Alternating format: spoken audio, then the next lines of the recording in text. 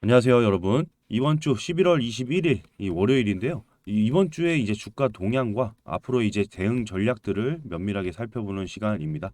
일단은 자, 이렇게 헤드라인 보시면 미래에셋 증권의 이제 보고서의 헤드라인을 보시면 미증시 달러 강세 및 금리 상승에도 불구하고 경기 방어주 중심으로 상승을 했다. 한마디로 이번 주 트렌드는 경기 방어주라고 볼 수 있겠어요. 왜 경기 방어주가 트렌드가 됐는지 조금 면밀하게 살펴보는 시간 갖도록 할게요.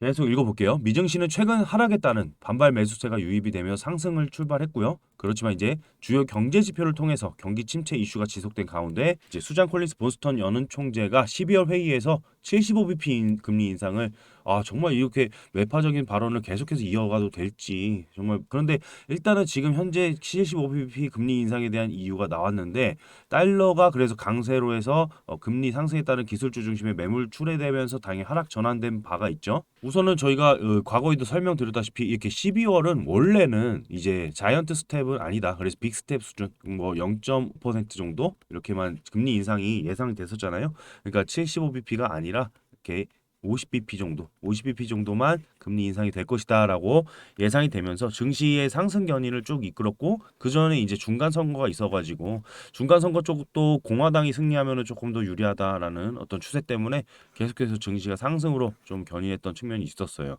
그런데 우선은 일단 다시 한번 매파가 정말 이 정도로 매파로 발언을 해도 되는지 이렇게 조금 염려되는 측면이다. 근데 이것은 조금 지켜지지 않아도 좀 안심이 될 게 뭐냐면 우선은 기대 인플레이션을 계속해서 살아날 수 있는 그런 불씨들을 다 소멸시키기 위해서라도 이런 발언들을 꾸준히 해야 되는 현재 연준의 그 의원들의 입장이다 보니까 아무래도 조금 강경파 입장을 계속 고수하는 거는 같습니다. 그래서 어쨌든 근데 지금 증시에 대한 수급의 변환 과정이 중요하잖아요. 그래서 보시면 배당과 필수 소비재 등의 경기 방어주, 그러니까 배당주 그리고 필수 소비재 쪽으로 계속 수급이 중심으로 유입이 돼가지고 결국 반등의 성공 마감할 수 있을 정도로.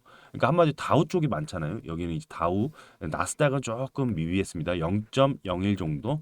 그리고 다우 쪽에 수급이 많이 몰렸고 S&P 500은 0.48 정도로 선방했던 모습이네요. 미증시의 특이 종목을 체크를 한다면은 국내 증시에서 어떤 종목이 또 괜찮을지 수급적인 동향까지도 다 같이 보면서 한번 유추해 볼 수 있는데 일단은 그래서 미증시에 대한 특이 종목 로스스토어 이게 예상을 상회한 실적과 CS의 목표 주가 상향 조정 등에 힘입어서 급등을 했던 그런 이력이 있고요. 그리고 글로벌 배당 수익 증가 소식에 따르면 사이먼 프로퍼티 그리고 리츠 금융 유틸리티 업종 등을 이제 손꼽았습니다. 그리고 유나이티 헬스 같은 경우에는 강한 잉여 현금 유동성을 가지고 있다는 소식에 강세였고 자사주 매입하는 거 그리고 배당 증액 가능성을 높이고 있다. 이 배당 관련주로 손꼽혔던 이런 모습이었고 안타까운 소식은 이제 엔비디아가 계속해서 좀 힘을 발휘하지 못하고 있어요. 데이터 센터 매출이 지속되지만 게이밍 매출 회복이 조금 늦어질 것이다라는 것이고 테슬라도 마찬가지죠.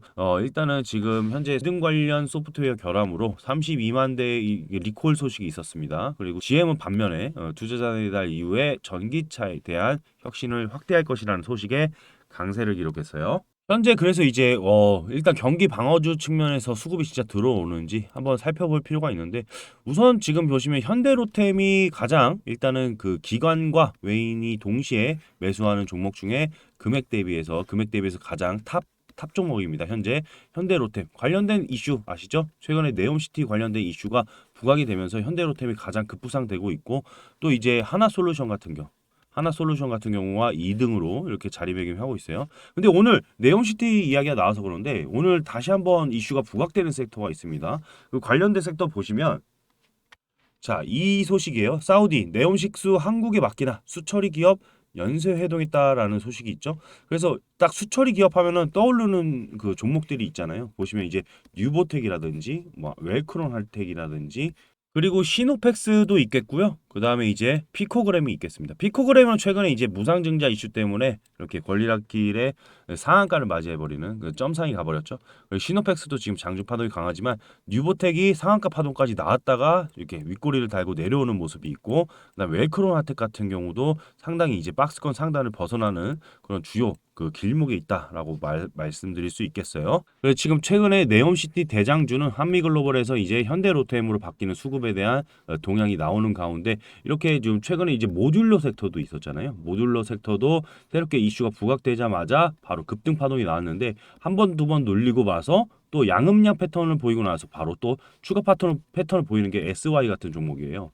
보시면 그러면 뉴보텍이나 뭐 웰커노한텍이나 뭐 관련된 아까 말씀드렸던 이런 종목들이 살짝 만약에 오늘 파동 나온 이후에 살짝 눌림목 이후에 추가 파동이 강할 수밖에 없는 그런 수급을 보이지 않을까. 그렇게 해서 면밀히 체크를 해보셔야 되겠다라고 설명드릴 수 있겠고, 그다음에 이제 시간에 올랐던 코오롱 글로벌 같은 경우가 조금 이제 계속 체크를 해봐야 되겠는데, 왜냐면 이제 11월 28일에 사우디 주택부 장관이 방한을 하는 소식이 또 있어요. 그래서 이 관련된 이슈로 또 추가 파동이 나오려고 했었던 자리란 말이죠. 자, 보시면 이렇게 그렇게 해서 16,000, 18,000선 아니네요. 여기 보시면 19,000선에서 지지 라인이 강하게 나오다가 이렇게 추가 파동이 나오는 만큼 다시 한번 눌렸다가 올라간다면 다시 한번 23,000선 자리는 고수하지 다시 도달하지 않을까 입장을 생각을 해봐야 되겠고, 그리고 이제 세우글로벌 같은 경우도 그 급등 이슈가 나왔었잖아요. 어떻게 보시면 이게 이 상한가 두 번 갔다가 추가 파동이 14%까지 갔다가 이렇게 내려왔다가 지금 이제 오늘도 이제 이슈가 네옴에 대한 이슈가 계속 살아있는 이 가운데에서 추가 파동이 되게 상당히 강하죠. 그래서 러시아랑 우크라이나의 이제 장기화 우려 속에 예전에 나프타 가격에 대한 수혜주가 기대했었던 그런 부분도 있었는데 전혀 부각이 되지 않았단 말이에요. 근데 사빅, 사우디의 이 석유화학회사 사빅과의 그 총판을 맡고 있는 이 세우글로벌의 이슈가 부각이 되면서 새로운 이제 네옴시티의 관련주 그러면서 이제 추가 파동이 강했었죠. 그래서 눌리고 나서 이렇게 파동이 나오는 자리들을 면밀하게 살펴봐야 된다라고 계속 강조드리고 있어요. 그래서 아까 장중 파동이 사실 이제 다시 천원선 좀 미만으로 이렇게 뉴보텍 같은 경우에 이렇게 보시면 상한가 파동이 나왔다가 995 이렇게 조금 한 16%, 17% 정도까지 내려왔었던 모습이 있었거든요. 바로 올려버리네요. 그냥 하루도 기다리지 않고 바로 올려버리는데 이러면 추가 파동이 당연히 이제 1200선, 1300선 여기 구간까지는 충분히 도달할 수 있습니다. 그러면은 뉴보텍 같은 경우는 지금 현재 수급에서 네옴에서 이제 수급의 탑픽으로 이제 변환 과정이 있는 과정이고, 웰크론 핫텍 같은 경우도 장중에 보시면 4,400선, 4,500선 이 구간에서 이제 박스권 돌파하는 모습이 나왔는데 바로 18% 파동이 나와버리네요. 저희가 이제 이런 종목들이 과거의 이 전고점 수준은 충분히 도달할 수 있다라고 표현 드리는 거거든요. 그러면은 추가 파동이 여력이 조금 그러면 한 10%, 12%, 15% 정도 5,500선은 충분히 도달하지 않느냐. 이런 단기적으로 이렇게 이슈가 강한 종목들은 연속해서 2일 연속해서 추가 파동이 강할 수 있다는 거를 반드시 체크를 해두시면서 대응을 해야겠습니다. 그리고 제주 맥주 같은 경우에는 월드컵 수혜주로 꼽혔단 말이에요. 이 제주 맥주라든지 어이가 없는 부분이 있는데, 왜냐하면 뭐 사실 그냥 뭐 이벤트를 붙여가지고 그냥 섹터에 대한 어떤 반등세를 좀 해먹기 위한 어떤 수급들이 아니냐. 뭐 그리고 이런 수급들을 핸들링하는 세력들이 이렇게 뉴스나 공시를 띄우는 그런 패턴들이 아니냐라고 보고 있는데, 그런 차원에서 이제 교천 FNG라든지 이제 마니커 같은 경우에 사실 이제 어떻게 보면 근데 교천이라든지 이 마니커는요 필수적으로 소비를 해야 되는 그런 섹터에 이 경기 방어에 대한 입장에서 같이 속해 있지 않습니까? 일단 경기 방어주는 근데 저희가 오늘 강조드릴 이 경기 방어주는요 이런 섹터가 아니라 사실은 이제 제약 바이오를 강조드리고 싶어요. 제약 바이오. 이 제약 바이오들은 전통적으로 이 경기 방어주에 속하는데 아까 말씀드렸다시피 유나이트 헬스케어 같은 이런 이슈를 탑재해 가지고 뭐 배당에 대한 성향이 높은 종목들을 따로 선별할 필요는 있지만은 이제 저희가 1월 달에 뭘 맞이하죠? 1월 달에 JP 모건 헬스케어를 맞이하죠. 그러니까 이 미리미리 저희가 11월 이제 21일이잖아요. 이번 주도 중요하겠지만은 이제 12월에 어떤 섹터로 수급이 강하게 몰릴까라는 차원에서 여기 보시면 자, 이제 JP 모건 헬스케어와 플러스 경기 방어주에 대한 섹터로는 제약바이오가 계속해서 부각이 받을 수 있는 그 12월이 될 수 있겠다라고 생각하시는 게 아무래도 좀 이번 장세를 대비할 수 있는 이번 증시의 하락세를 대비할 수 있는 주요 터닝 포인트가 되지 않을까라고 생각이 됩니다. 그래서 저희가 강조드리는 부분입니다. 이렇게 11월 하반기 세력 매집주를 통해서 이렇게 종목명과 이렇게 매수가를 가려드렸던 부분이에요. 저희가 선물로 드리고 있는 게 바로 금양처럼, 금양이 250% 이렇게 수익처럼, 그리고 최근에 보시면 일동제약도 50% 수익이 나왔죠. 지금 현재 44%로 캡처가 되어 있지만, 이렇게 저희가 단기에도 매집을 하는 종목들이 이렇게 큰 시세에 대한 분출을 나타낼 수 있는 게 바로 세력 매집주 포착기, 이 세력 매집주 그 검색기를 저희가 또 선물로 드리면서 이 관련된 종목들, 매집할 수 있는 종목들 집중 브리핑 드리는 거 아니겠습니까?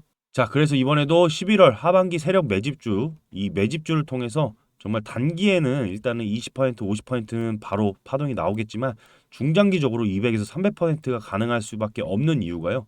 JP모건 헬스케어에 대한 부각은 마찬가지겠지만, 임상 이슈가 있는, 그리고 또 기술 이전에 대한 대박 호재 이슈가 있는 이 종목 때문에 바로 추가 파동이 강할 수밖에 없는 운명이 있다라고 강조드릴 수가 있겠어요. 그래서 이 관련된 내용으로 당연히 12월 그리고 1월 달에 이 JP모건에 대한 일정 이전에 이렇게 매집을 해서 큰 파동이 나올 수 있는 종목으로 이렇게 매집을 하셔야 바로 이번 연말에 큰 수익을 이어갈 수 있고, 또 내년 초에 바로 이렇게 좋은 종목 잡으셔가지고 큰 수익을 이어가셔서 새해에 또 웃을 수 있는 일이 나타나지 않겠습니까?